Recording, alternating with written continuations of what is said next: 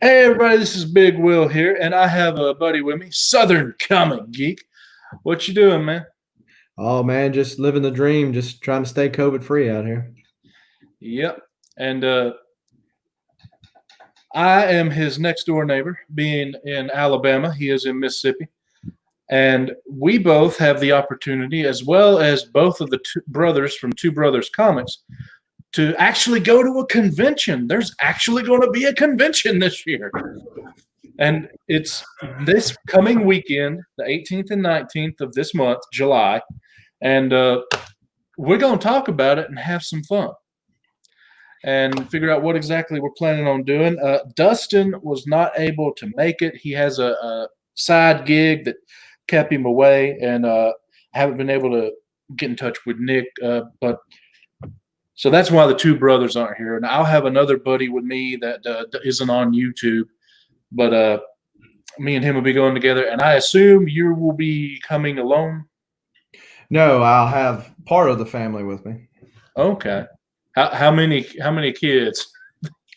So I have six, and so the older ones will not be there. So my wife and the 14-year-old and the two littlest ones. Okay. Well, anyway, we were having a discussion on topics that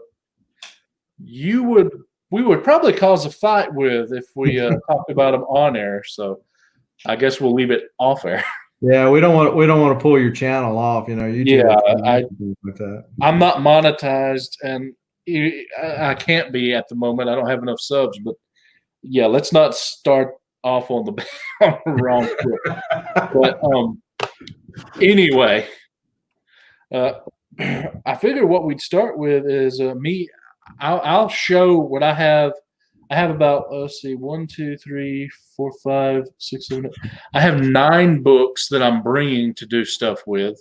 Okay. Are there any books that you will be bringing for sure? Because I think the only major person left that is still coming, unless they cancel this week, is Chris Claremont. He will be there. And now Chris might cancel. I don't think he will, but he would probably cancel. However, I mean, he could cancel. But I think we're so close to the date, and money and everything else has already been spent. I don't think we have to worry, since we're so close, about the convention itself being canceled.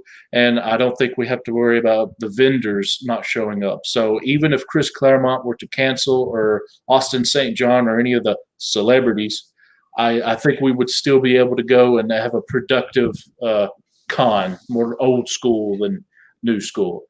So I'm not really worried. You? Yeah.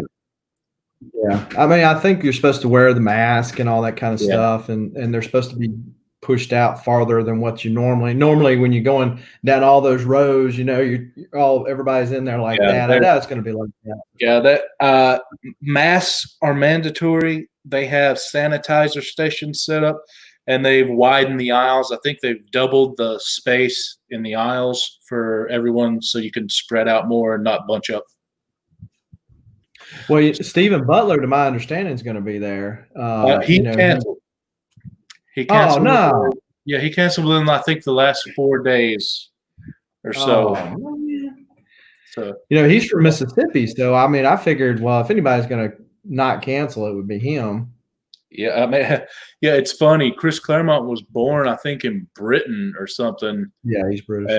And lives, I think, in the north. But he is always at these southern conventions. I think he's in Memphis every year. He was going to be at MegaCon, I believe. This is the second time he's been at Huntsville. He likes the South, man. So, well, I'm sure he's got a lot of X-Men fans down here. But no, I did have a sketch cover I was going to get done by Stephen Butler. I was going to get him to do a Scarlet Spider on this Amazing Spider-Man full circle.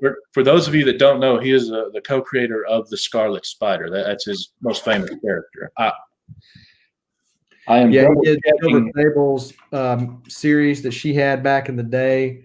Sonic the Hedgehog, for those people who from the Archie days, that's his more famous stuff.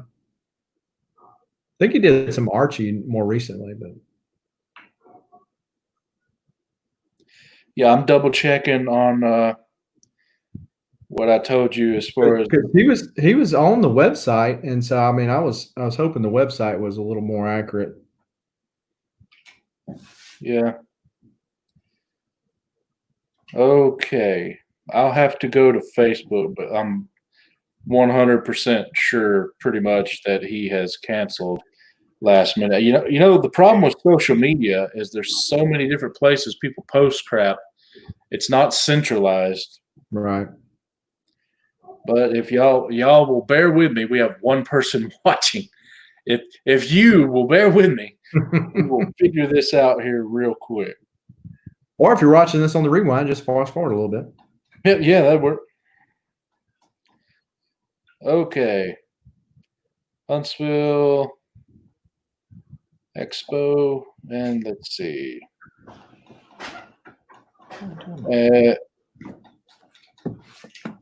All right, here we go. Here's a quick recap of the current lineup we have coming to the Expo. We have Austin St. John, Chris Claremont, Ernie Reyes Jr., Noah Hathaway, Sergeant Slaughter, Lex Luger, Clinton Hobart, Damian Clark, Leah Clark, Carrie Means, Eddie Price, and Kevin Stokes. That is it for the famous people. Everyone else is vendors and artists and authors that have no name recognition. So, yes, that's Stephen Butler has canceled. So, sorry about your sketch. Oh, man. So, do you have anything? I know you have the whole run of X-Men. I assume you got plenty of Claremont stuff that you'd be looking to get signed. Well, I met him in Memphis last year, and I got the Wolverine miniseries signed. And then I've got was it X-Men 96 signed, The Death of Thunderbird. Was that 95? 95. And I got several other things signed. And I've since bought stuff like off of YouTube auctions and stuff that had him. What's going on, Jim? But yeah. Well, I was sitting here looking at that the other day. And it's funny. So, like you, I like to plan for my cons. Yeah. And so I start creating a list. I'll go through CLZ and I'll go, oh, yeah, I forgot about that. Or, try to pull one up. And I had so much stuff with Claremont. Avengers Annual 10. That's first row. Uncanny X-Men 266. Avengers Annual 14. That big characters that I really like that I'm like, oh, but I have kind of narrowed it down to a more select few. I've got, of course, Iron Fist 14, first Sabretooth, and he wrote that. Yeah, that's what we're talking about is our game plan going in, Jeff. Robbie he works at the biggest comic shop in the same city, so yeah, he's going if they have it, even if it's just I got the Spanish version of Iron Fist 14. Hey, I thought it'd be cool to put them together. So it's the same story? Yep. Same exact. Okay, yeah, that'd be cool. And so then I got, again, thinking outside the box, The Deadly Hands of Kung Fu. Oh, that looks awesome. Now that's the full thing, the whole story. How many stories are in the interior? One big one? No, there's a couple of them. This is the first appearance of the White Tiger. All right. I think that's the first Puerto Rican character in Marvel Comics. So did Claremont write all the stories or just the Iron Fist one? Let's find out. But I know Jim Starlin did some of the art in here. And so Jim, there were so many guests that would have been awesome, but they all quit. One of them was Jim Starlin. We had Jim Starlin, and then he had to cancel. So the Sons of the Tiger is Bill Mantlo, George Perez, Jack Abel, Chris Claremont did the Iron Fist story in here. Oh, that's great since that's on the cover. Yeah. And so that's another thing I got him to sign last time was a couple of Iron Fist issues I had. If my first appearance of Iron Fist, well, he didn't write that one. So, but yeah, so then I think I bought this one from you. Yeah. Do you still have the CGC label? Did you put it in there? Yeah, but that's all right. I ain't even noticed it. You put it in there. I just left it in there. Well, it doesn't matter anymore. Then I got New Mutants 1, which I've already got signed by Bob McLeod last year. And let's see. I think I've got a couple of X-Men that are already signed by like Mark Silvestri. Thought about that. Kind of along the same lines of show that you did not too long ago, the birthday book. So my birthday book is Miss Marvel 19, which was done August of 1978. And ironically, the issue number is 19, which is my birthday. That's cool. So, I mean, the stars kind of aligned with it. Claremont wrote it. Starlin done the art. The real Captain Marvel is on the front. But anyway, yeah, so I'm thinking about taking that one. And really, that's then CGC is supposed to be there, aren't they?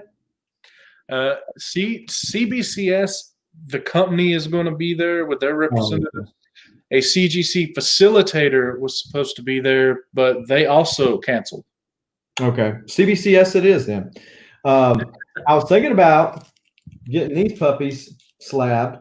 Oh yeah, that'd be good. Now are they minty enough? You think you would be okay, or would you be getting the press? Two of them are minty enough, and one got not color breaking, but it was down here in the corner. Let me make it big. All right. Can you see that right there? Oh, that little dent. Yeah. Yeah, I see it. So, and the seller, you know, he did right. You know, he gave me $50 of my money back. I mean, he offered to get it all back. I just didn't want that pays for grading and pressing and cleaning if you choose to do that. So, and I think it can be pressed out. So I might just give the two. I've got some other stuff that's over here that I've been thinking about sending off to CGC or CBCS. Yeah. And depends on how much I spend, right? So yeah. If I find like a buttload of comics and then I'm getting all these SIGs and stuff. Well, last year, Barbarian Kung Fu came to the convention. He was only there for one day, and he found a stack about that high of comics, and every one of them was $2, and it included things like what is 196 X-Men 196? Is that First Binary? Yeah, it sounds right. Or maybe it's like 180. First Binary was in there, and some other keys, and he got every one of them for $2. Oh wow! So yeah. Well, I wonder if people like Lady Fantastic and Shorty, they know about it because you know they're in Nashville. Yeah, I don't know if they do or not. I ain't thought about it, but it's a bit late now. Well, I mean, I know I think they have kids and all. They'd have to figure out what to do. Yeah, well, I think Shorty's kids are all older. I think, but okay. I'm not sure about Lady. But yeah, but I don't know if they are or not. That'd be a good question. Yeah, I'm gonna message them and see what they say. Well, while you're doing that, I'm gonna show what I'm bringing to do stuff with. I got in a 9.8. This is extremely valuable. This is not a 9.8, but just in case, I'm gonna get it slabbed anyway. I have no idea why it's valuable in a 9.8, but it's Wolverine issue 35. A little Lady Deathstrike action going on there. Mm-hmm. So I mean, I'll waste $28. You know, just in case. You're going to be in your PC, or are you going to sell that one?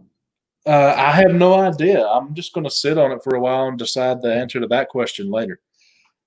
This one is a great Jim Lee cover. This is Wolverine 27. Oh yeah.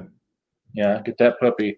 Now, these are not getting signed because Claremont didn't write them, but I'm just getting them slabbed and graded. And also have this is a great cover, Wolverine 17. Yeah.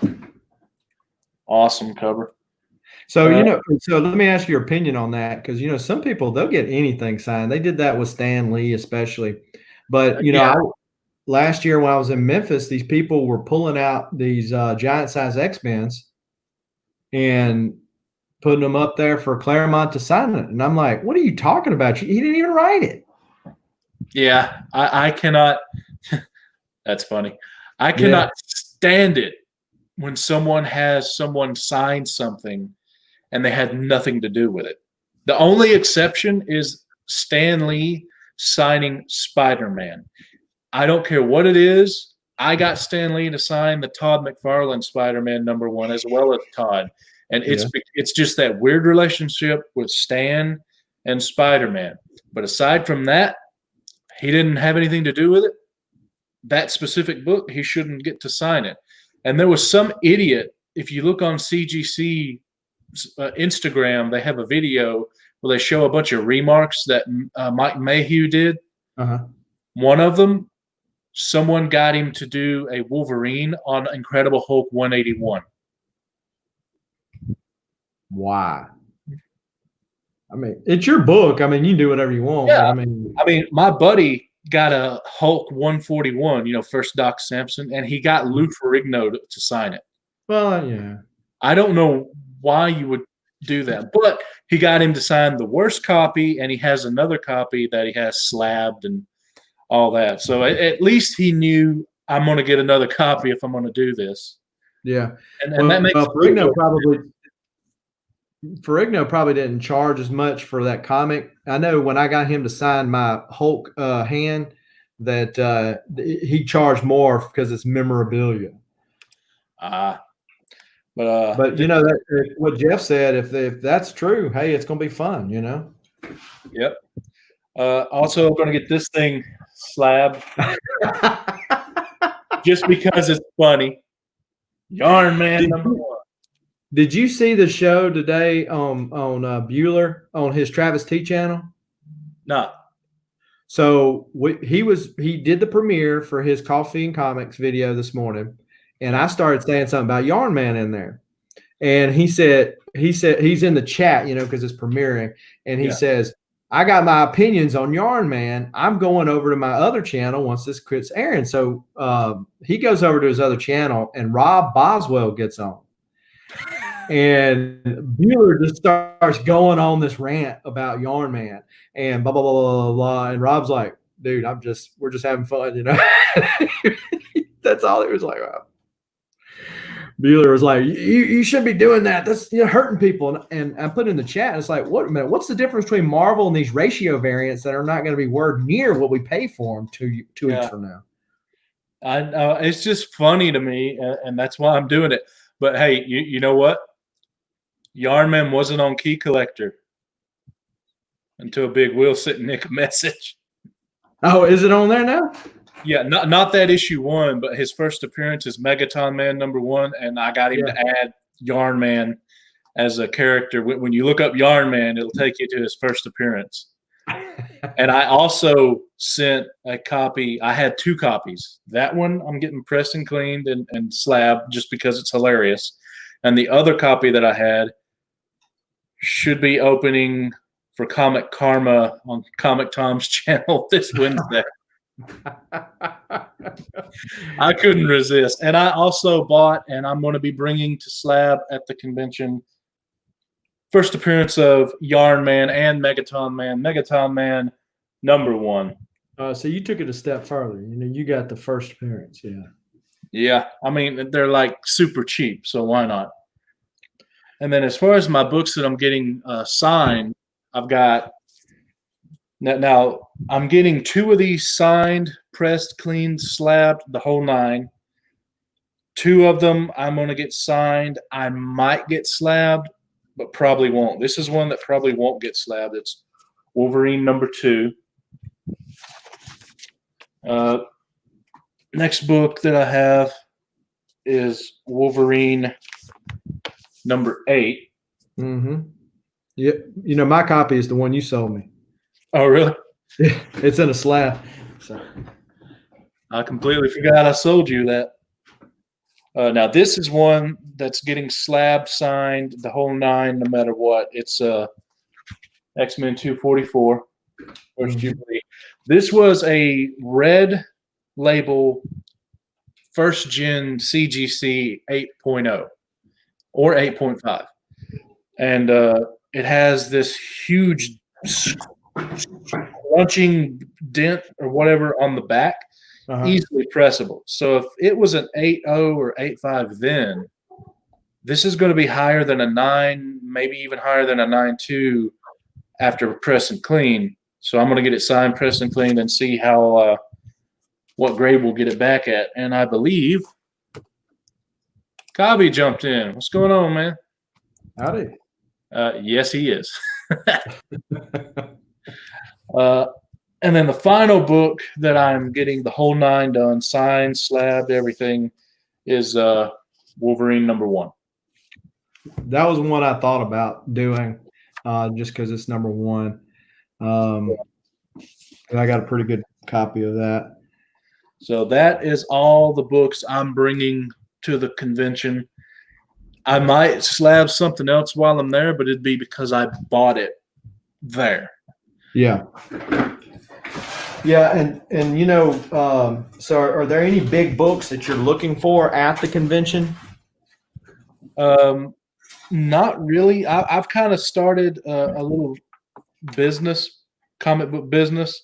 I'm buying, getting things done up to sell, and so I really, if it's at a good deal and I can sell it, I'll buy it. But yeah, like that one, if I find that book at a great deal, I'll buy it because it's the 3-claw variant. Right. But there is one book that if I can find it for the price I want, I will buy.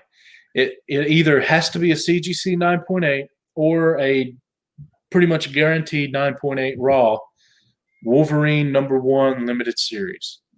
That I'm looking for the PC and a 9.8. But here's the catch. I don't want to spend more than $300 for it.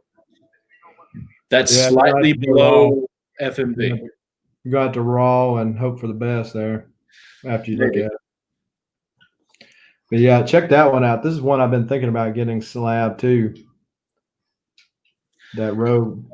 Well, do you have all his Christopher's variants? I've got most of them. I've got the Spider-Woman one, and I think he did a Spider-Man one. I got that one. Well, but that Rogue, it just pops. Those 3 are his biggest ones, if I'm not mistaken. You recognize that book? Oh, is that the one I sold you? So I wanted to send you CGC to get the green label because it's incomplete.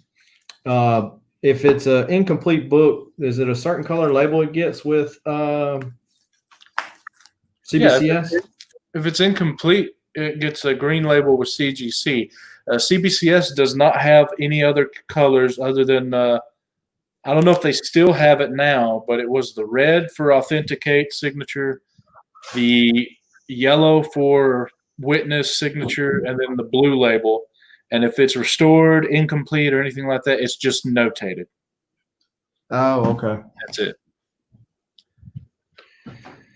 So again, probably depends on how many books I end up buying. Obviously, with the lineup that we've got, unless I just give in to temptation and get a lot more of my Claremont stuff signed, I'm not going to be spending on SIGs. So, well, I did the math, and if I get everything done the way I'm wanting to get done, unless I think Claremont is doing $20 a signature. He was $5 if you're not grading it, and $10, I think, if you are grading it. I think he's gone up to 20, but I think it's a flat fee now. But what I'm saying is this could be lower. But the total should be $286 to get all of that slabbed and signatured and everything. So I plan on bringing about $1,000 for the convention. So I should still have enough to buy, a bunch of smalls or maybe a couple bigger books, including my the Wolverine if I can find it at the right price. Yeah. What's going to be interesting is depending on how many vendors there, obviously, but with these vendors not having been able to go to the regular con scene and not have sold as much. I know some have adjusted and gone on eBay and Instagram and that type of thing. Is how willing these vendors are going to be to make deals. They should be more willing, which is what I'm hoping for, and they should have their prices a bit lower, maybe 10 to 15% lower than they normally would. I'm hoping anyway. Yeah, well, yeah, I'm hoping they're not going to try to make up for lost time. They'll say, "Hey, look, I'm just happy to be here. Let's get it in." So hopefully they'll. Well, I think we'll be able to get some deals, man. I know there's a couple vendors that have been there multiple years that I like that treat you right. I think we'll be okay. What I hate is the vendor that has a whole bunch of crap and comic books is like 2 long boxes.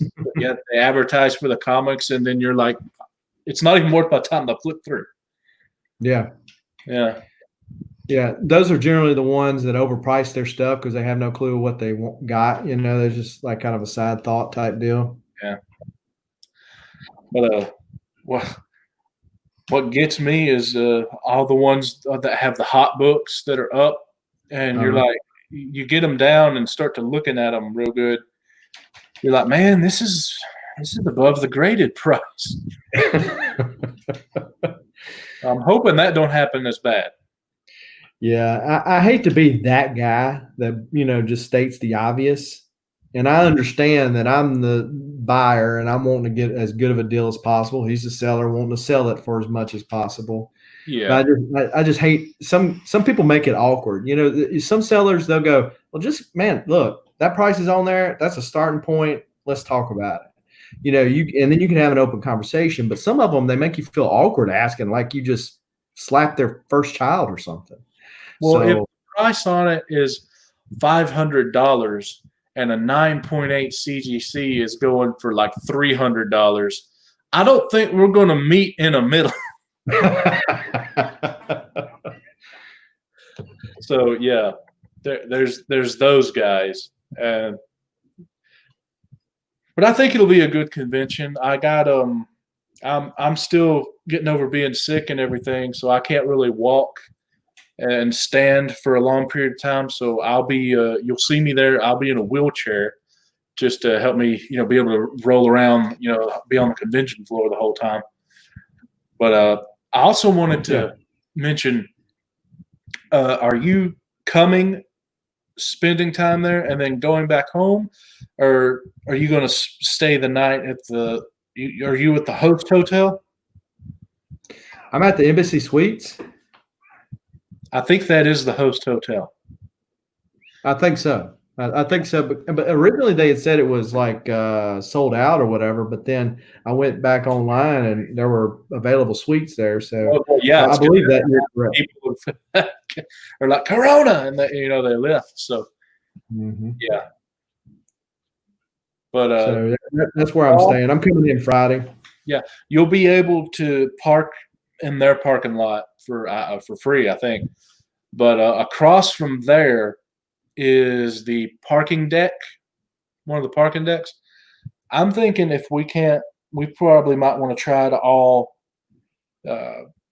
meet either in the lobby or at the parking deck and take care of, like, the two brothers, for example, giving you the stuff you bought and giving me my stuff. And I'm doing cash on delivery. I'm going to be handing them cash and for my stuff, and then take care of that. And then if you walk, they have a connecting covered bridge that's completely on the inside. Mm-hmm. You'll be able to walk to the convention and then ride the elevator down to the ground floor, or you can use the stairs. So you actually don't have to leave to the outside world if you don't want to, staying at the host hotel. Cool. Yeah, and a lot of people like us, we actually paid, I think it was $5 or $10 to park in the hotel's parking lot rather than the parking deck. Although I will definitely do the parking deck this time. And then we just walked in through the lobby, through the thing. That way we didn't have to stand in the line that was outside in the sun. Mm. But yeah. So is Robbie's shop going to be there? I think Robbie's going to be there separate from his shop. And then the Deep is also going to be there. Yeah. So I think they're going to be separate, but if not, he will most likely be there at the Deep as well. And then let's see. Mario's Comics is going to be there. He's a good vendor. And Haven Comics will be there. That's the store that the guy who runs it, that's his LCS. So they're the ones that always have tickets to sell and everything. That's Haven Comics, and it's going to be there. And there's a whole list of vendors. There's like 50, 60 different vendors. So I think we'll have plenty of books to choose from. And it should be at, maybe half capacity, a little less. Mm-hmm. And then, so I think our odds of finding great stuff at a great price is high. Yeah. Depending on how many people show up, if less people show up, I think the more they're going to want to get those deals to not have to tote all that stuff back, right? Well, they mentioned the convention said that if you want to roll over to next year's convention, your ticket will be good for next year's convention if you don't go to this one. So a lot of people are probably just going to do that. That way they're not losing money, and they also don't have to worry about the virus. So I honestly think we're going to have one of the best conventions ever, really, because there's not going to be many people, and there's still going to be books there, and we'll probably get some good deals. And like I said, unless he cancels this week, Chris Claremont should be there. So I'll be happy getting some cool stuff signed. Well, look, I would say don't tell me and ruin my world like you did with Stephen Butler, but I take that back. If you if you find out Claremont's not going to be there, then let me know. I'll just keep it to myself and let you come with 100 books to sign. Yeah, be all. Yeah, I've been trying to refine my. I got that little portfolio deal for like my books that I'll get like drawn on and stuff. And that's all I'm going to have is just 2 of those. But but then if I buy something, I ain't got no room, right? So been trying to refine all that. Well, I got one that's Exo Man of War, which it looks cool. And then the other one is just solid white, and it's made to have artists do work on it. So if there's an artist there that's quasi-famous, I'll probably get a sketch done on my folio.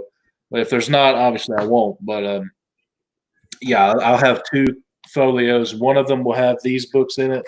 Then the other one will be empty. But I plan on going to CBCS. I always get my signed stuff out of the way right off the bat.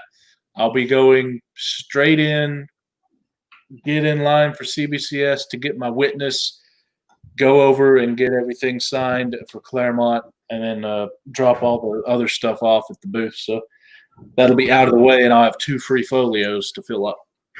And that's what I usually like to do. I like to get the SIGs and get all that out of the way, and then I hunt. And, usually people are doing the opposite. They're thinking it's a FOMO deal. They don't want to miss out on a deal that, might not be there if somebody else buys it first. But I just don't think it's if I don't buy it, if it happens like that, I just missed out. There's another one out there. Well, the great thing about not looking for necessarily a specific book and just having the mindset of a great deal I'm okay if half the things are gone that I might have wanted, because that means there'll be another whole half that I can get that's there. Right. Well, and if you're not looking for anything in the I mean, are you hunting anything for your PC, or are you just doing the little side things where you can buy some stuff cheap? And Just the Wolverine, that one issue, and if I don't find it here, that's okay. That's the only issue for my PC that I'm looking for at the moment, because I don't have the cash to think about, a Hulk 181, and I don't want to. I would rather spend my money on getting deals on some books there that I can flip for more money, rather than spending all my money on like a Hulk 180. yeah. So that's what my mindset going in is. I had X amount to start with my little business here, and I've almost spent it. And once I'm done with this convention, I'll be getting things graded, getting things in order, and then I'll have an auction and do a few other things, including eBay, and I'll start selling, and we'll see how we do. I'm trying to do a buy month, a sell month, a buy month, a sell month. If that's my game plan at the moment, that could change. Like, for example, I got plenty of stuff right here in this long box to the side of me that I could sell, but the price I would sell it for isn't enough to sell it now. Like, I have a New Mutants 100 newsstand, a direct edition, and then the second and third print. That'd be a nice little set to sell, but I'm not going to make no $1,000 on it. Right. I mean, if I do, the guy who bought it was an idiot.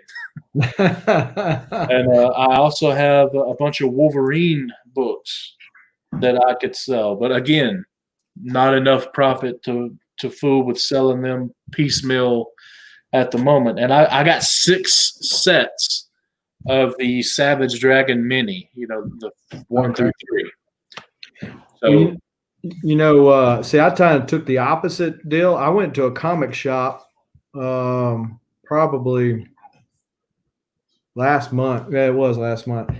And the guy had all these boxes out there, and he was trying to sell the books for $1 a piece. And I was kind of flipping through them, just kind of leisurely flipping through them, and there were some decent books in there, And so I told him, what would you do if I just bought all 7 short boxes? And he told me, basically, I got out of there with those books at 30 cents a piece. Yeah, I'll be doing that as well. But right now, this convention is my main focus. So I've already sold 123 of those books. And, now you deal in bigger books is what I'm getting at. So like I'm okay, getting on somebody's auction, selling some books for $1 to $3, give somebody what they're looking for in a first appearance or a run filler. I'm okay with doing that, and it's fun enough. I mean, you deal like with bigger books, you like to make more money, more pop, sell fewer but make more. Or it seems that way anyway. I'm okay with like these 6 sets that I have that I mentioned of the Savage Dragon miniseries. Those aren't that valuable, but I have 6 of them, so I would want to sell preferably all 6 at once, and I could do that, $10 shipped, sending it first class. So that would make me a little bit of money and take care of the shipping and everything. But I wouldn't want to go on someone's auction and sell 2 of those, and maybe the New Mutants 100 set that I have, and have 3 hours spent. I'm there for 3 rounds, and that's all I make. Yeah. So that's why I'm waiting and going to do my own auction where it's just me. 'Cause I've had success doing that, and I can sell everything, and it's like 2 hours, 30, 40 lots have been sold, rather than, spend 2 or 3 hours and sell, 3 or 4 lots worth of stuff, and that's it. That's why I love the auction idea of the auctions. They are awesome. But I hate trying to watch these things and almost falling asleep at the fact that they average like 4 to 8 books an hour. because of all the different sellers, where I can sell, 15 books in the same amount of time where it's just me. Well, the benefit of multiple sellers is it gives you a break and you got a different variety of books. The bad thing about multiple sellers is that not everybody takes care of their stuff.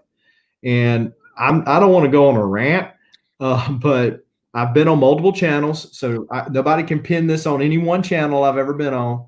But you're here to sell books. Yeah. All this other riffraff, let's just cut to the chase. Let's sell some books. Throwing in a joke once in a while is one thing, but just rambling on about a bunch of nothing. It's like, dude, there are 6 other sellers in this room. They want to sell books. Other people want to look at their books. They're not interested in all this other kind of stuff. And then the second thing is auction time. I love the way you do your auction time, where it's like, it's set, it's done. There's no snipe. You want to snipe, that's up to you. Good luck. Dude, 30, I mean, you're sitting there 30 minutes waiting on people to fold after the thing's done going on. I was this I won't mention who. I don't think they would care, but I'm not going to mention who. But I was curious because I almost fell asleep. So I did how you can hover your mouse over the live stream red bar and see how far back in minutes you go. Yeah. I'm going, and the one item that the one guy was selling, it took about 11 minutes to sell. Yeah. People lose interest in that stuff, and then people check out. They're moving on to other things, and so you got a lot of people viewing the thing, but they're not really watching your channel. They're doing other stuff. Yeah, I like how I like how the New York Warriors keep theirs to under 3 hours, about 3 hours or under on their Tuesday nights. Yeah, because even if it's boring as crap, and those guys are funny, so it's very seldom boring. But even if it was, I can probably stay for a 1/3 or 2/3 of the auction. So that's okay. But it's the longer auctions. I just can't do the whole auction. But we're on a rant. I just noticed. Well, and just look, here's another tip. Put it on mute. When you're not selling, put it on mute.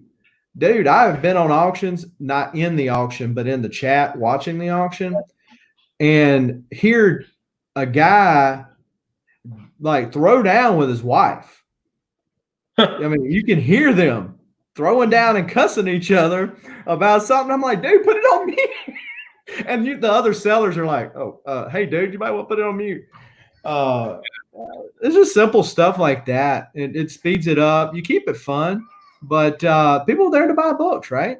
Yeah, but I think that the auction should be rare, of length, but not an entire weeknight, and fast. Not fast as in it's over in 30 minutes. You can have a 2, 3, 4 hour auction, but just speed of each seller doing stuff. That's why I do mine. People are too nice. I think that's the problem, is they want to give you a chance to fold and do all that. They want to be nice, and I understand. I'm a nice guy in real life. I love it, but good Lord, you need a stop line in there. That way, all you got to do is refresh on live chat, and everyone can see, oh, that came in above the stop line or below the stop line. And when I've done my auctions, it is a hard clock.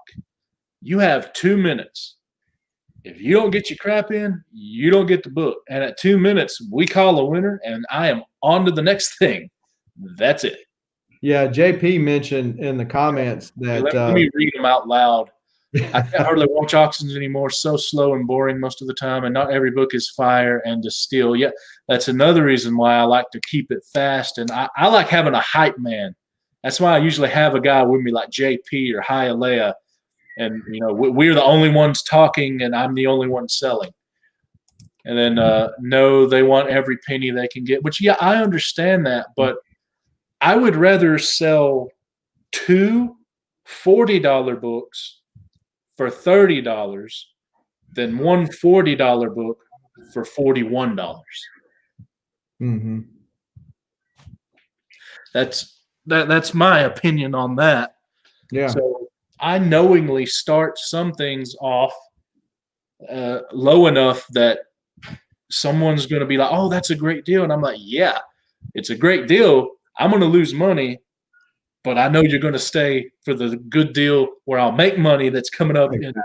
And because the other thing is that when people are buying stuff from you, once they commit to buy one item from you, generally they're going to buy multiple items from you.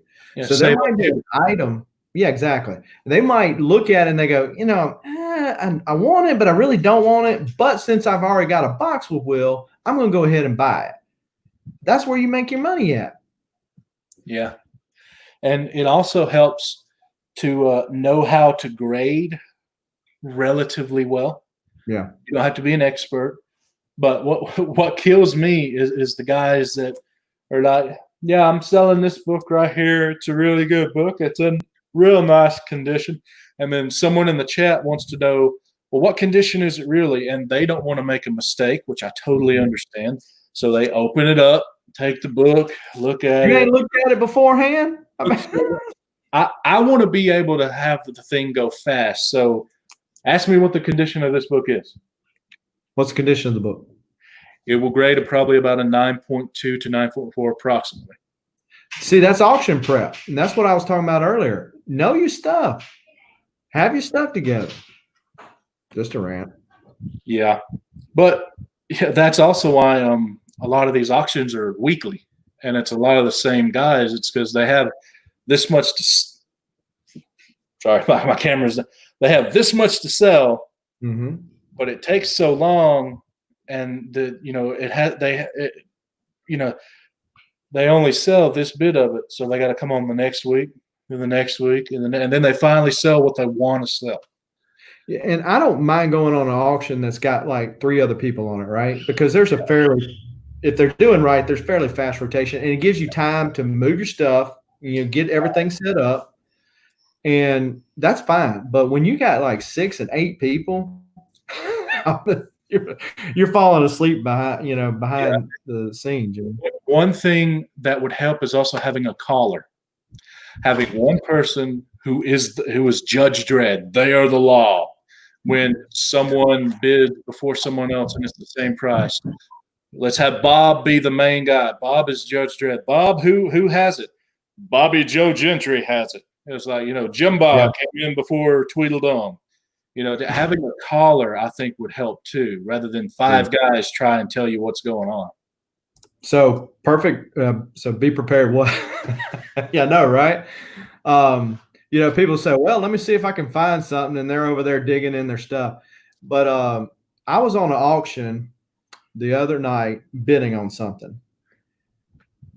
Bid came in, timer's off, me and one other guy.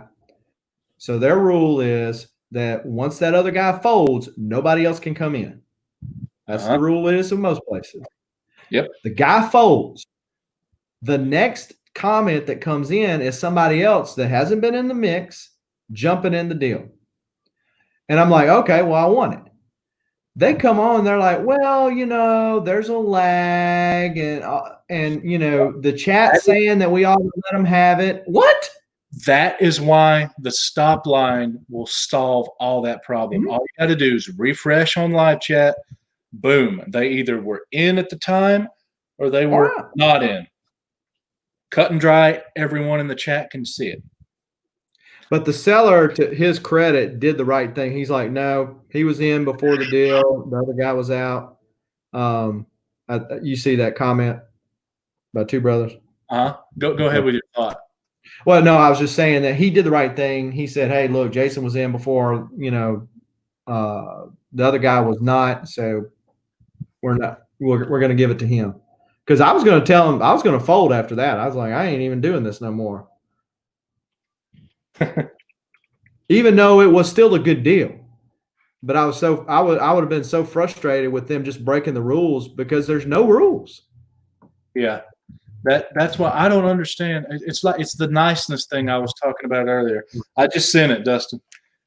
It's people that want to be nice, so they don't want to put that hard stop line in. And I'm a nice guy too, but when it comes to money, we're gonna get this crap straight, and we're gonna get Don't mess with my money. You're getting you don't mess with my money.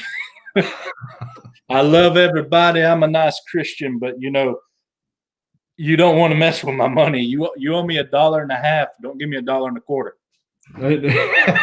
That's right. I tell folks, I said, look, if I owe you $1.59, you're going to get at least $1.59. But if you owe me $1.27, you better pay me every bit of $1.27. Just, Yeah, I agree with you. So anyway, unless I jacked it up, Dustin should be joining us here in a moment. But yeah, man, I don't know how we got off on the auction train, but I don't understand why no one does the stop line, because almost every auction that I'm either in selling or in the chat has at least one time where it's like, was he in? I don't know if he was in. And then 5 guys in the panel and then 12 guys in the chat is like, oh, he was in or he wasn't in. It's the stop line. It's mass confusion. Yeah. I think you're the only one that has the hard fast stop. Now, it's kind of easy to do it when you're doing $1 rounds or $3 rounds. I mean, what we're talking about is mainly when you're bidding up stuff on the auction. The buy it now style that like JB Discovery Bay does. Right. It's pretty easy to figure out who does first, but you can also do that in an auction. You just have to have a start and a stop, definitive start and stop line. Right. And we have one of the two brothers here. What's going on, Dustin? How about it, fellas? Hey, What's up? Sorry I'm late. Well, you actually never hadn't committed, so you're actually right. So what? How much have you heard, or you want to? I just got home a little while ago and came up here in my office I was going to work on some stuff and saw you guys were live and what you guys were talking about. So I was like, yeah, let me jump on real quick. All right. Well, we got on somehow to an auction rant. Okay. But speaking of auctions, we both bought some stuff. Although technically I haven't paid for mine yet, but we both bought some stuff from you actually. Yeah. And we will be receiving those items in Huntsville. Yes, sir. Yes, sir. We will be there at the Comic-Con. So I got I got almost a whole short box of stuff I got to bring with me. I'm not sorry. Hey, I definitely appreciate it from you guys for sure. Yeah. Absolutely. So do you got a list of what you're going to be doing at the con as far as getting stuff signed and any big books you're looking for? Yeah. He had mentioned he wanted to get a sketch from Butler, and then I broke the news that he canceled. So he kind of threw a wrench in that plan. But we both got some stuff for Claremont that we showed. We're going to get signed. Yeah, I thought about getting some stuff signed by Claremont. I actually earlier this year had a few books pressed in preparation for that because CGC was going to be there. So I was really excited to be able to get some yellow labels, but now CGC isn't coming. So I'm not sure if I want to hold off and wait. Well, you could do CBCS. They got the new cases now. They still have. Yeah, you know what? I may do that. I may do that because I've been wanting to give the CBS stuff a try. Let me tell you, I have enjoyed CBCS. I've used them for a few years, but from what I have seen, I haven't actually got to hold one in my hand yet. But from what I have seen about that new case, and they also changed their label slightly and improved the label a little bit too. From what I've seen with that they are now on par with CGC as far as I'm concerned. Unless I get it and it's just a big smoke and mirrors thing and it's actually a crappy slab.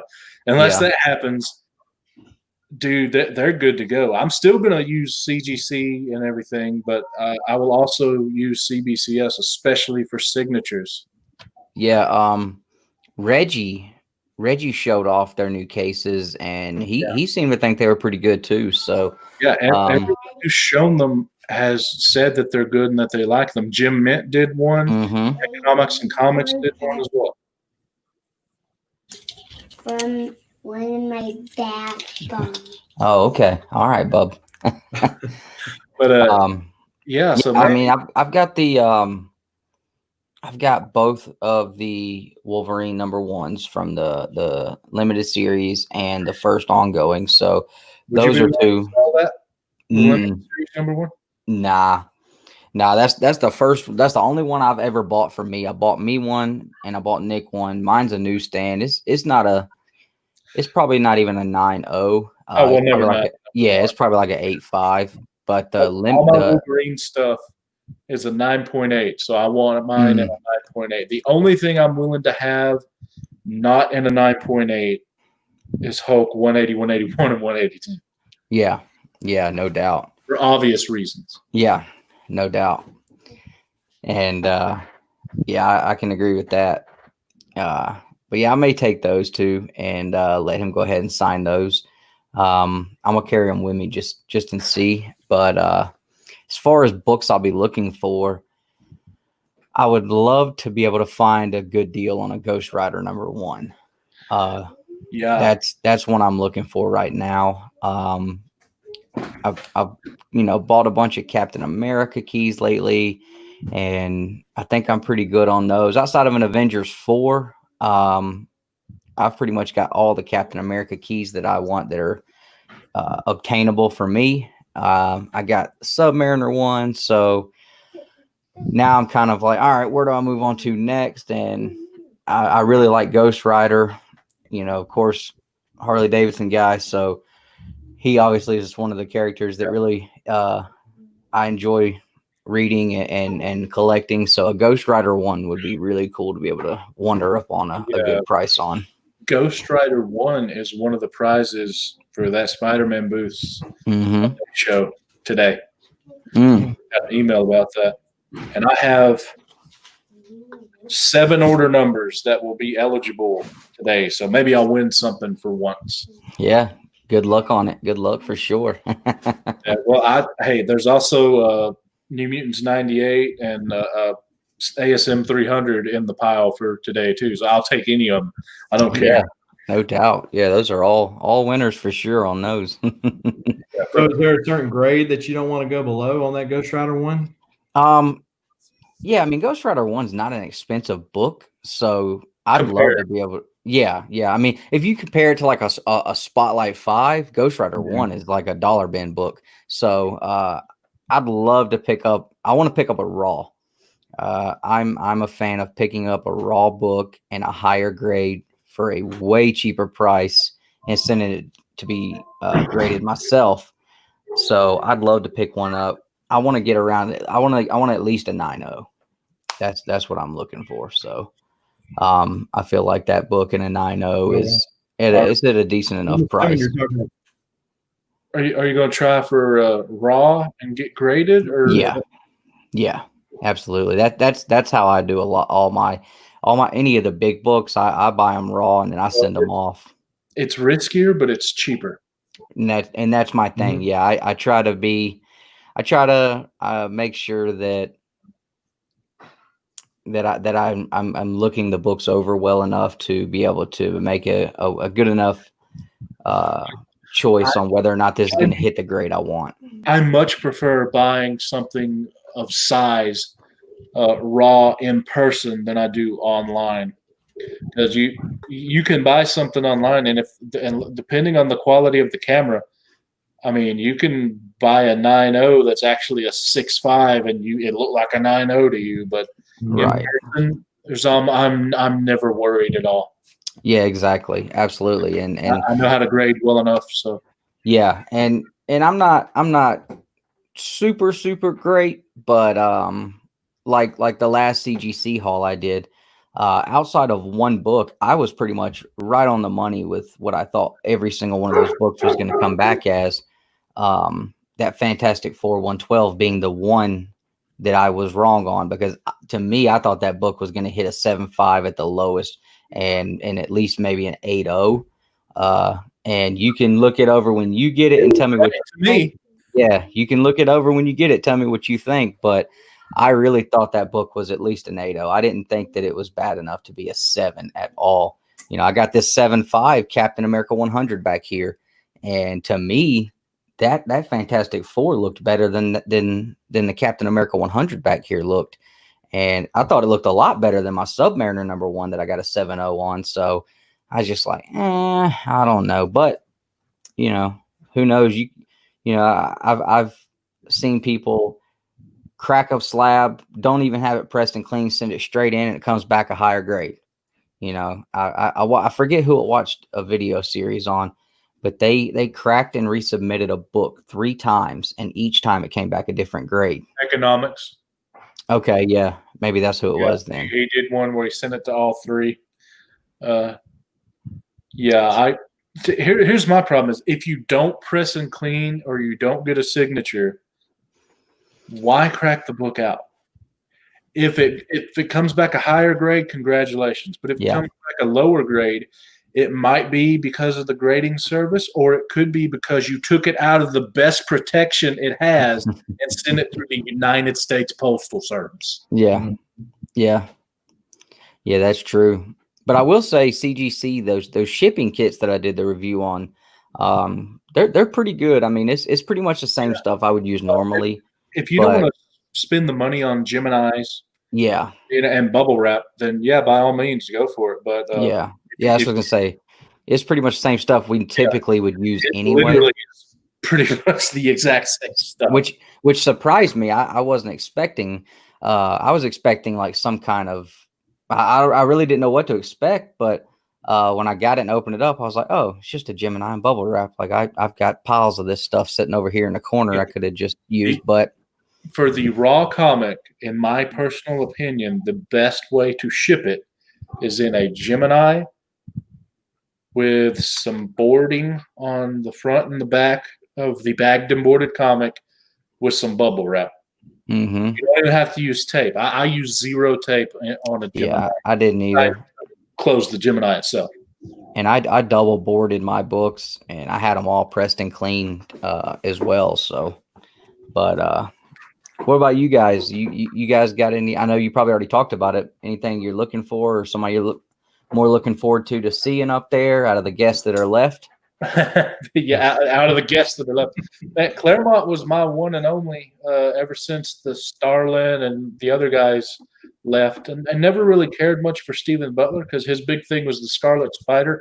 And I'm not a Spider-Man fan to begin with, but I definitely don't ever have anything with the Scarlet Spider. But I wanted to ask you guys now you Southern, are you going to be doing anything social media wise there? I won't be filming. I might take a picture for Instagram with you guys, obviously, and maybe something I see. But aside from that, I'm not going to be doing anything. But you guys are going to have like a whole multimedia thing going on, eh? Yeah, we're going to have I think Nick's got a really nice, I'm sure you guys can tell from the way his new videos have looked. He's got a nice Canon camera, and he's got one of those, I forget what the things are called, but basically it's like a mount that you can walk around with a camera on, and the mount moves. A gimbal. A gimbal. Yeah, he's got his gimbal and a microphone that we attach to it when we do our shows when we're not sitting at the house or whatever. So we're going to use that and do a lot of filming while we're there. Are you going to interview anyone? Do you have anyone set up to interview? Not yet. We haven't been able to get in touch with anybody. It's not really been there's not been a lot of availability to talk about that kind of stuff with them. So it's probably be a better idea just to do it there at the convention, because there's not going to be as many people. Right. So they'll probably be apt to do it. I mean, it would be awesome to see you guys interview like Claremont or Marina Sirtis or Gates McFadden. Yeah. Yeah. And I love Marina Sirtis. She was hot in Star Wars, in Star Trek, but I love her because she was Demona in the Gargoyles cartoon. Okay, yeah. Love that. Yeah. So she's the other person I'd want to talk to, maybe get an autograph from, but she's not a comic person, so that's why I never mentioned her before. But I assume you might want to talk with the guy that does the convention, and he'd probably be at the Haven booth. Yeah. So we'll probably try to talk to Jeremy. We're definitely going to be setting up at Haven's booth. We'll probably spend a good bit of time hanging out there and try to talk to people that are at the convention too, as well as the artist and stuff like that. You gonna do anything with Robbie? Because he's gonna be there. I don't know if he'll be filming or anything, but nah. No, we don't really talk to Robbie too much. So we go in the shop over there all the time, but there's not really ever a lot of interaction. So yeah, it's kind of weird. I mean, the only interaction I've ever really had with him has been when he's checked me out at the Deep. Yeah. That's pretty much. I mean, he seems like a nice guy. It's just there's not really much interaction. Yeah. But you didn't mention Austin St. John. I mean, come on, man, you got to go the Power Rangers route. Yeah, Is he still going to be there? Is he still going to be there? Yeah. Will? Yeah.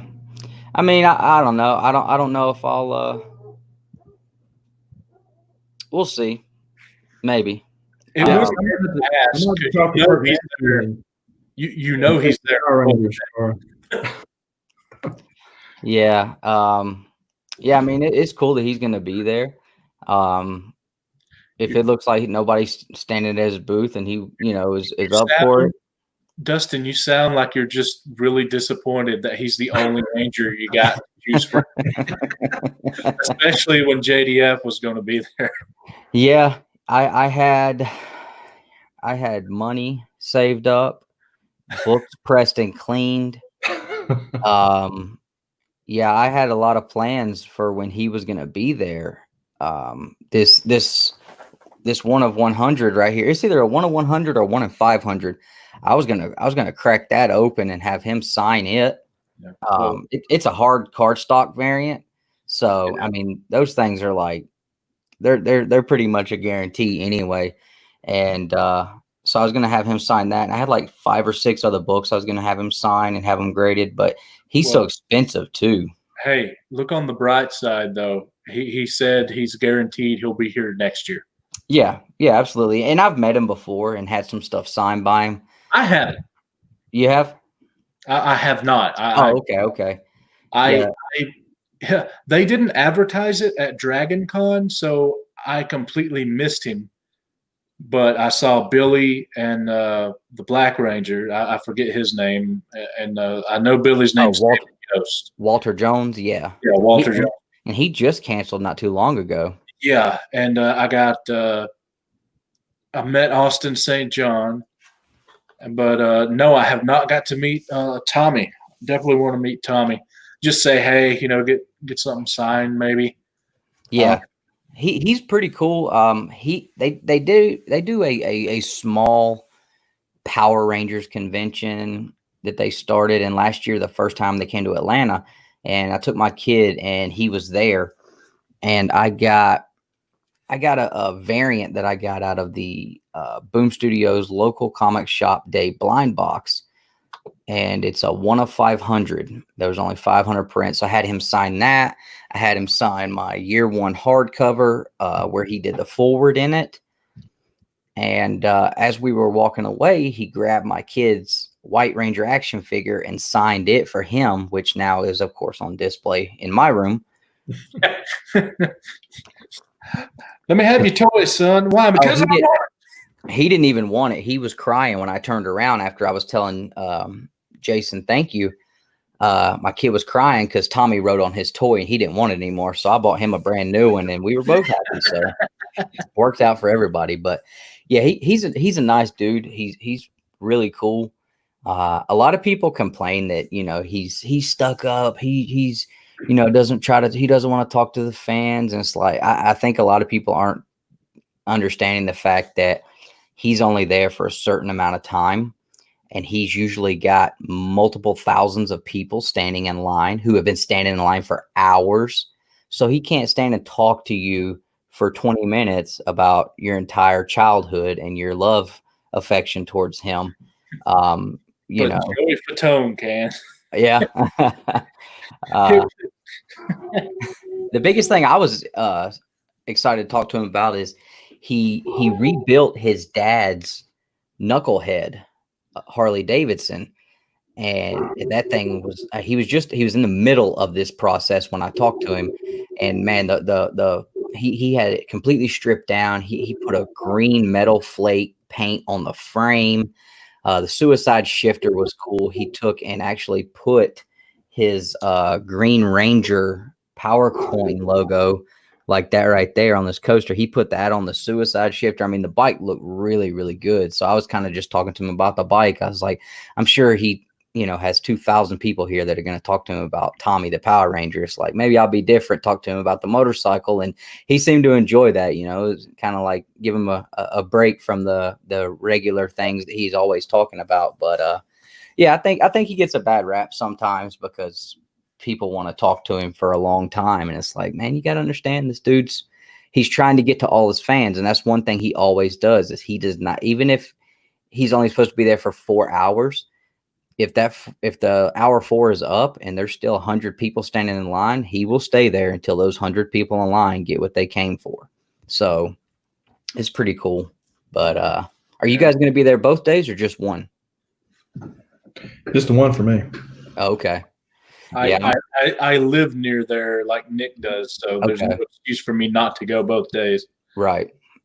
But Sunday will hopefully be the day to be able to grab some good deals. Yeah, that we were talking about that.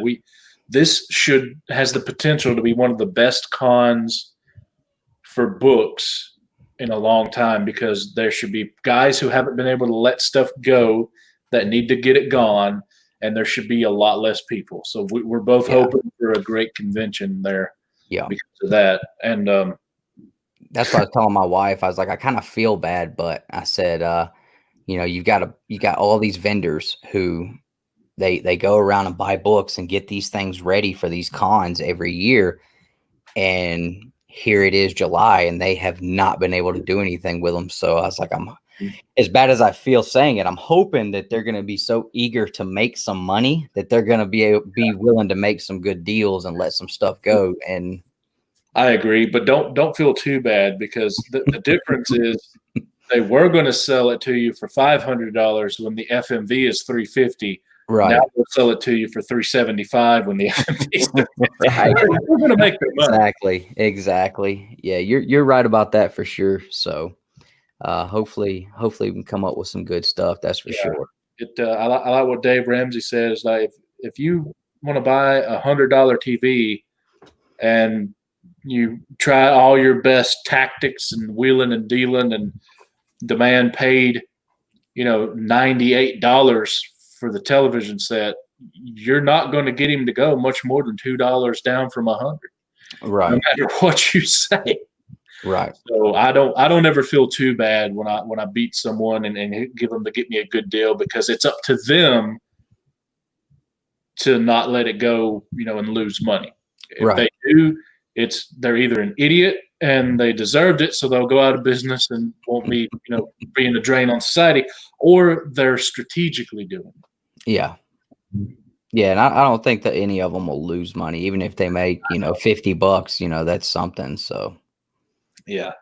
And it's not like it's the San Diego Comic-Con where they're probably spending thousands of dollars just to have a spot. Right. So they don't have to sell too much. And like I was telling Southern is I plan on spending, probably $700-800 at least on books. Wow. So I think I'll be okay. I think my wife would probably I don't think I would even make it to our 1,000 live stream Saturday night if I came home and told my wife I spent that much money. But well, you know how I get around that, Dustin? I'm not married. There you go. There you go. What do you guys? My wife just said, "Well, how much did you spend?" And I just looked at her, and she said, "I don't want to know." I was like, "Oh, you're probably There right." you go. There you go. Can the What do you- kids buy their juice boxes? Yeah. Okay. What are you So, guys looking to pick up? yeah, I don't really have anything big. I think Big Will's got some stuff, that he's looking to sell because I just picked that one up on an auction. As much as I was dragging on auctions, you see what I picked up. Nice First play. page. Right on. So picked that one up, but I really don't have anything. Well, since the Pope's in the room, yeah. So, but anyway, no, I don't really have anything. But having said that, I'm probably going to walk out with a bunch of stuff. You know, I only have one book that I'm really looking for the PC. Everything else is just stuff to flip or to sell later or as an investment for, a spec or something. And I'm trying to get a 9.8 copy of the Wolverine #1 of the limited series, whether I buy it as a 9.8 or buy it raw and get it as a 9.8. Yeah. That's one thing I'm looking for. But if I don't find it, that's okay. My catch is I don't want to spend over $300 if it's already slabbed. Okay. I don't know if I'll be able to do that or not. Okay. I'd like to wander up on a great deal on a Strange Tales 169 at some point too, whether that be this weekend or whenever, but I'd like to wander up on a great deal of a Strange Tales 110. And who's that one? First Doctor Strange. Oh, okay. Okay. Right on. That would be awesome. Yeah. And, Nightmare, here's free spec hypothesizing here. You guys should probably check out Nightmare as one of the main villains or one of the potential next villains for Doctor Strange. The only problem is his first appearance is in the same book, Strange Tales 110. So Yeah. the only book for him that would be Doctor Strange 170, which is actually the issue #2 of the series. And it's because he's on the cover real big and it's a nice looking cover. That's the only other book that really focuses on him. Yeah. Yeah. Yeah. Doctor Strange is cool. that book's so expensive. But I dig Brother Voodoo, is a part of the Savage Avengers series that me and Nick love. So I would love to be able to grab his first appearance. The design of that character is so cool. Yeah. I dig that character, so I think that would be pretty cool to be able to grab. One thing I don't like the coronavirus. I'm sad that it came about. I hate all the things that it's doing, but thanks to it, we should have a great con for books, and it's also going to help spec because it'll let you build hype longer, and it gives us more time to get money to get other books that we want to get, like X books, FF, books, things like that. Yeah. I'd love to come up on Iron Man, and the Iron Man Submariner #1 would be cool. Dude, you can get that pretty cheap because I remember buying it last year. I think I paid $25 for a raw copy. Wow. Okay. And it graded, I think, a 6. So that tells me you want to be able to spend $100 or so, get you a nice raw copy. Oh yeah, no doubt. Yeah. For some reason, that one's not more valuable than Iron Man 1 or Submariner 1. Yeah. Right. Yep. It's crazy. Yeah. I picked up a Submariner 1 on a steal earlier this year, and then he came back with the 7.0, and I was like, whoa, okay, that's awesome. So I was pretty happy with that. I'd like to get the Iron Man 1, but that one is an expensive book. Raw, slabbed, it don't matter. Like, it's an expensive book. I would go after 3 first. Iron Man #3, First Mephisto, yeah. Yeah. Just because Iron Man's pretty solidly high priced from now on. Yeah. Although it'll probably he'll probably trend down until they do something with Iron Man or Iron something, whether it be Riri or something else, then it'll tick back up. But he'll never go to the rock bottom price again. Yeah. So Claremont's going to be there, Dustin. Wrong guy. So I got my regular copy, and then I got a Spanish copy. That's awesome, man. So I'm going to get them both signed while I'm there.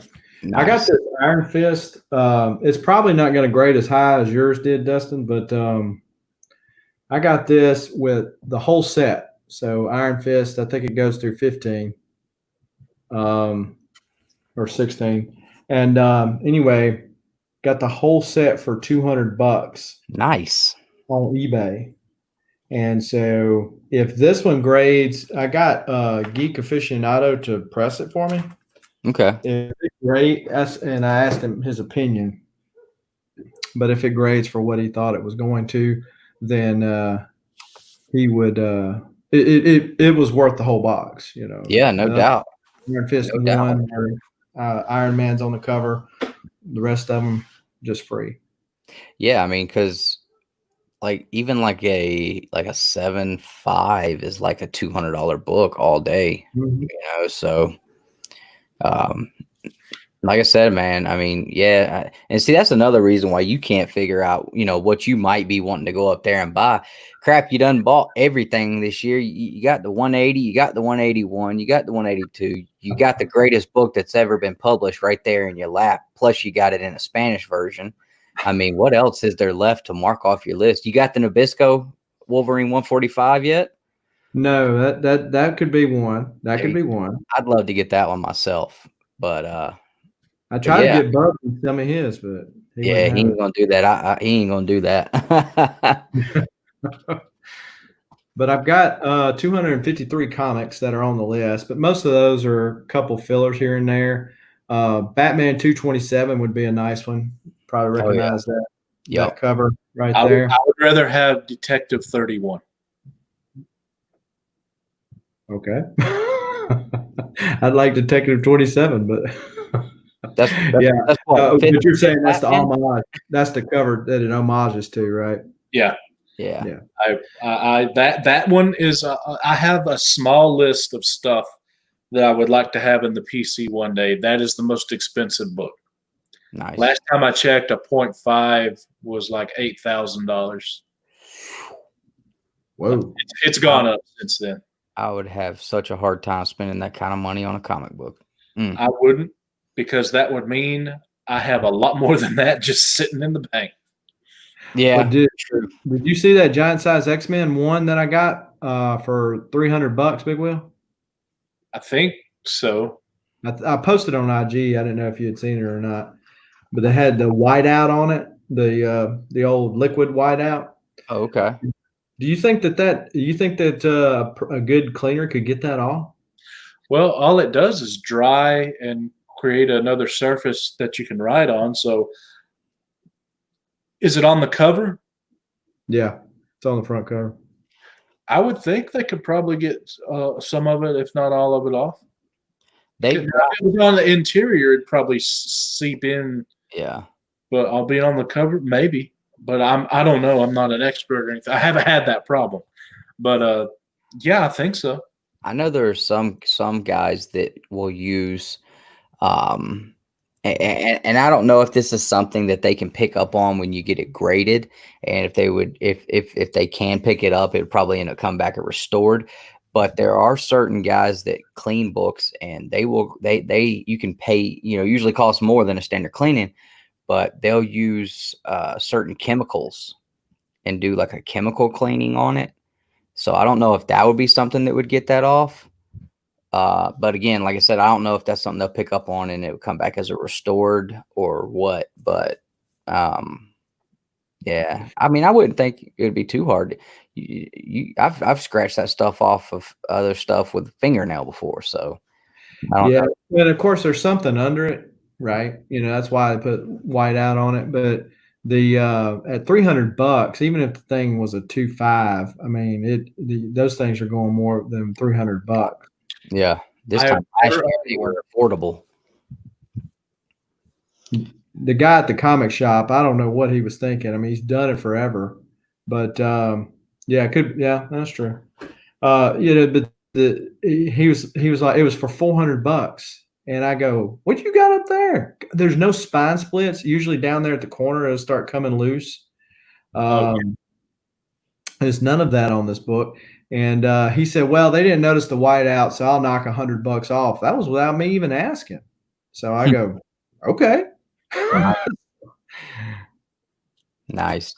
Yeah. I mean, last year this time, that book, you could get a super, super nice copy for like $800-900. I mean, it was super affordable. And then a year later, it's not affordable now. The funny thing is you can buy it now, and anything comes out, it'll shoot even higher. Yeah. True. Yeah. Any movie spec, you're right. Yeah, and that is the risk you take with that. But okay. Huh. But I have actually never got to own Giant Size X-Men #1. I either own or have owned almost everything you can think of, but there's a few books that I had never owned, and one of them is GSX. Never owned that should be on your radar, man. You're a Wolvie fan? I mean, that's what the first, second, third, fourth, fifth, sixth appearance of Wolverine. I was counting it because they're hanging on my wall over there. Is what I was doing. So, this guy. I had one in my hand Friday at the shop. They had it sitting on a table. They were sorting out some books. Man, this thing looked like somebody dug it up out of the yard. It was super, super rough condition. And he was still talking about 150. Yes. All right, hold on a second. I gotta show it to you. Like, nah, I'm good, man. I said,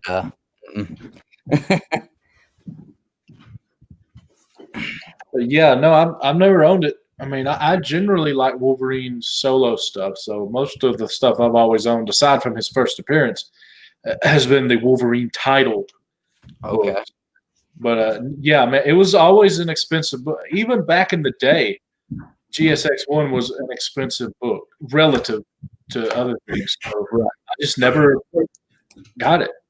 This is the 3.5 and signed by Herb Trippe, but that's not the one I got. This is the one that I got, and of course I've put it in Mylar, so it's performing that Mylar magic.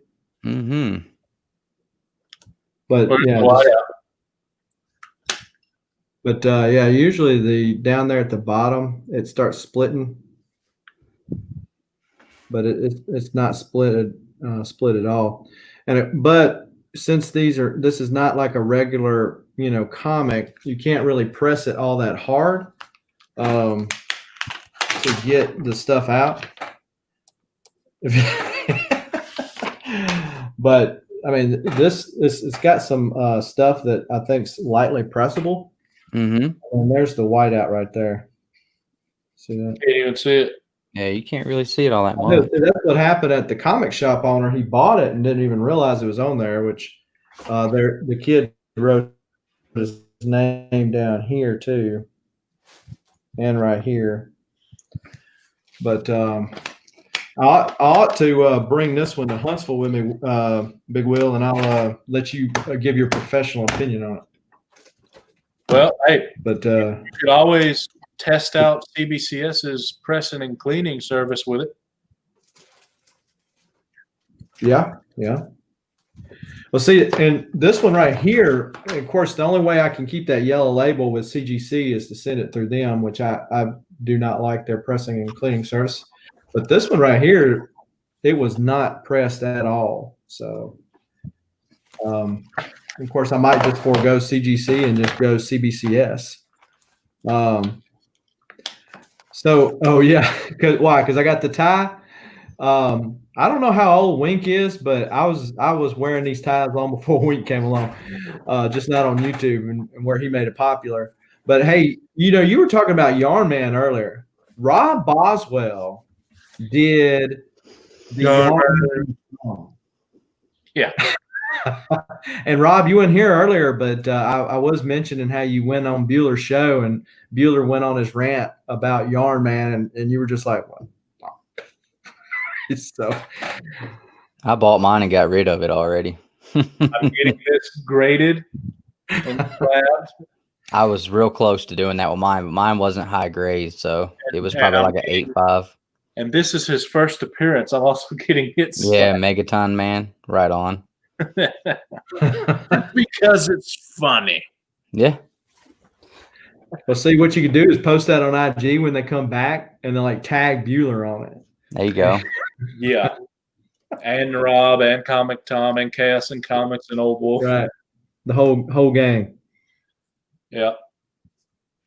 So, do you like Johnny Blaze Ghost Rider alone, Dustin, or do you like Dustin or Danny Ketch rather too?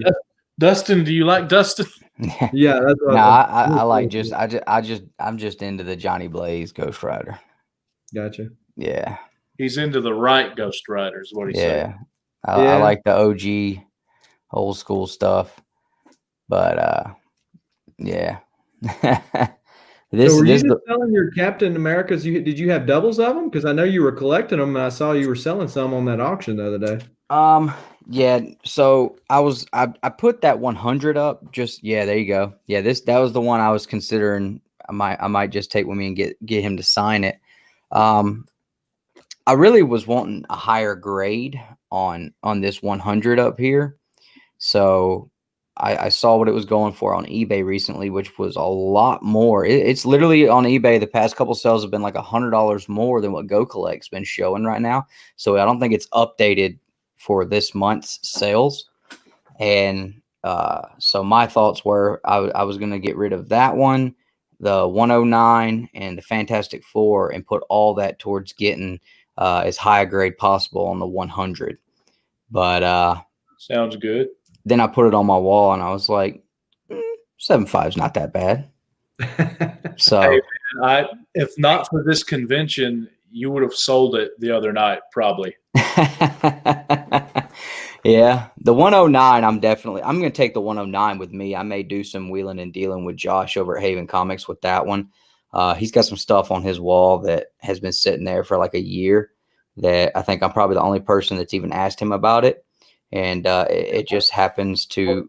What all does he have on the wall now? I haven't been able to be up there. Man, he's picked up some ridiculous stuff lately. What's he's picked up? I haven't even seen it all because I haven't been out there since then. But I know he's picked up some Silver Age collections lately that are just crazy. I know he's got a first Falcon off at CGC right now. He just picked up 2 Avengers number 4s. He's got a ton of X-Men stuff up there right now, like a bunch of X-Men stuff, runs of it up there. But he's definitely got some big stuff up there right now. And he's got the Green Ranger helmet 9.8 slab that's been sitting up there for like a year. And so I'm going to take that Cat 109. Just, you might be able to sell this Cat 109 a little easier than that. Yeah. Goofy Green Ranger slab right there nobody's gonna buy, so hopefully he'll want to do a little wheeling and dealing with me on that. But yeah, I think I'm gonna hold on to that 100 now. I got to go up there at some point and just see what he has now, because I noticed 2 things. One, if he wants to sell it, he prices things well. Yeah. If he doesn't really want to sell it, then it's going to be way high. But yeah. like a certain cable book. Yeah. But and I also noticed he's such a strict grader. You get it graded, it'll come back higher than whatever he says. Yeah, I try to do the same thing. I mean, I always try to downplay the grades because then nobody's going to be upset with you. I bought a Wolverine 1, the limited series from him for $66 plus tax. Got it graded. Thing came back a 9.8. Wow. Yeah. And that's the one you sold. Yeah, at the time I was like, I'll be okay not having a 9. I had a 9.6. I was like, I'll be okay not having a 9.8.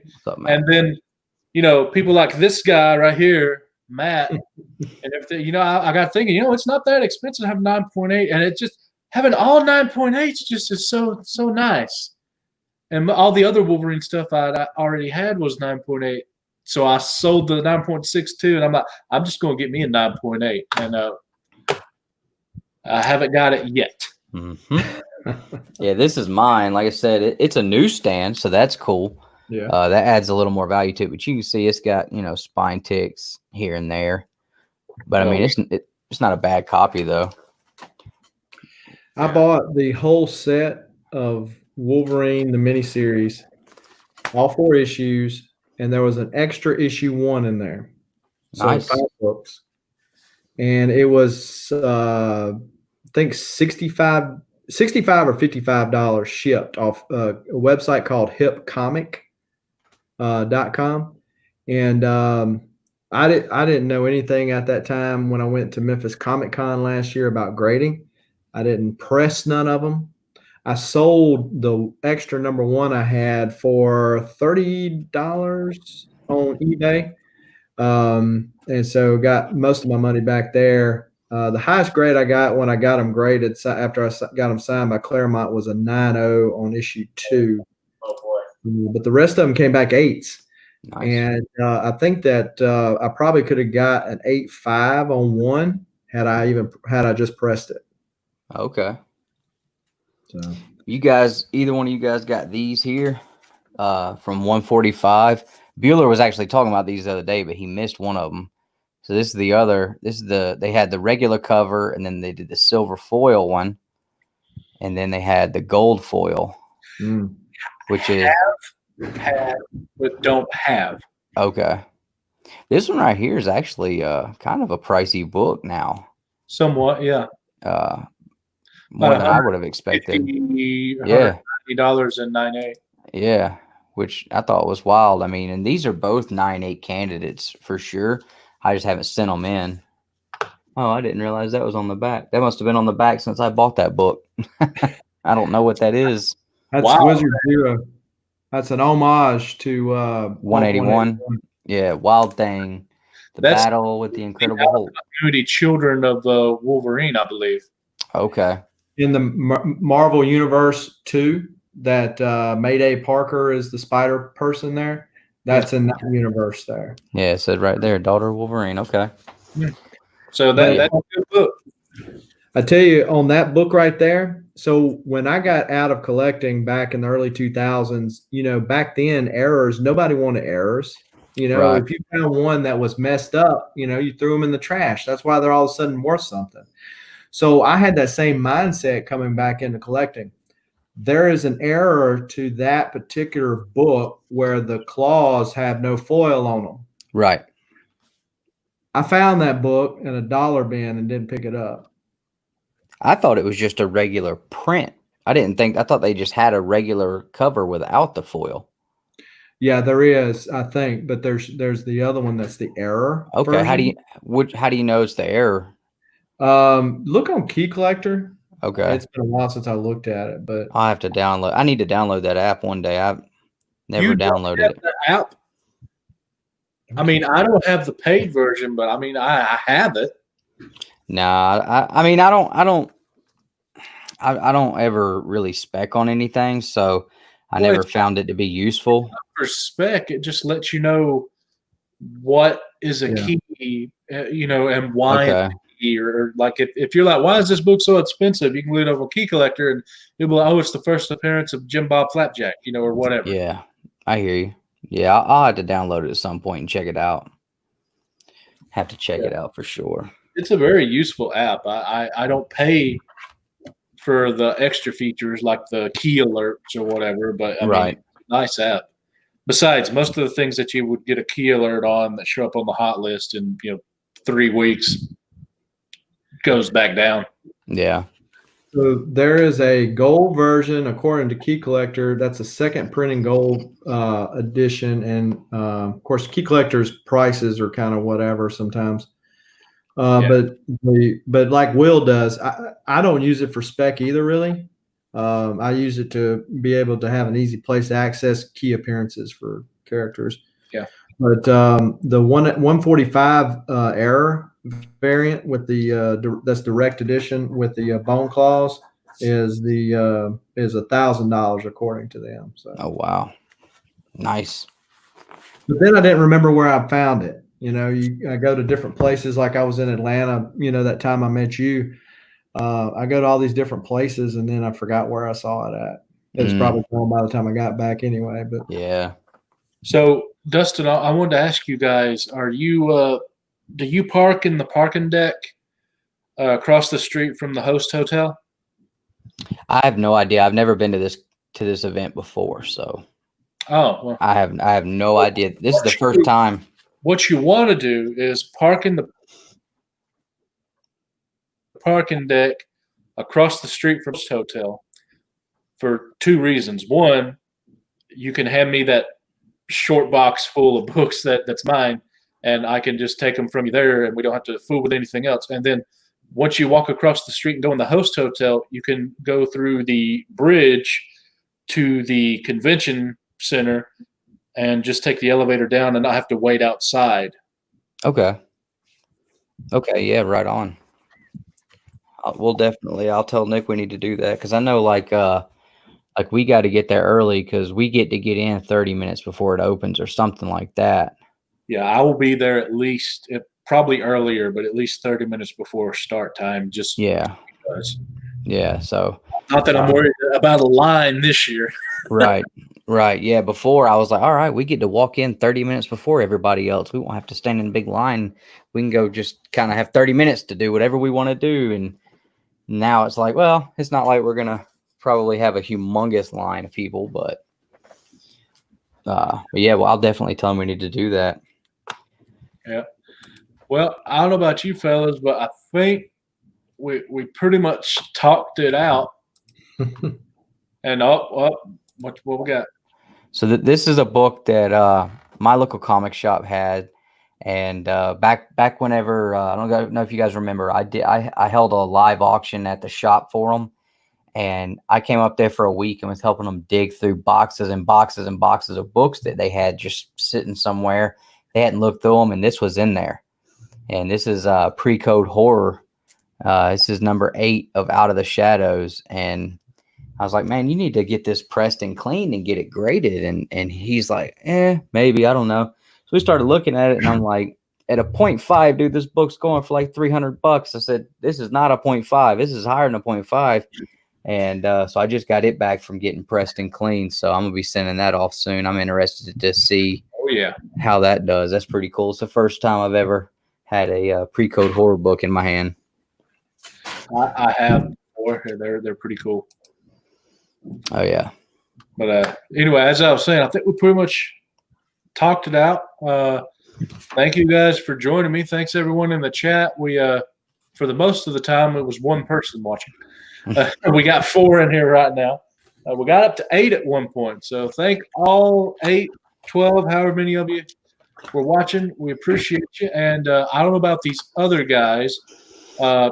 Dustin, you guys are going to have the Saturday 1,000 sub event. Mm-hmm. I'll be doing a haul video of con stuff at some point this weekend. Southern, you going to do anything?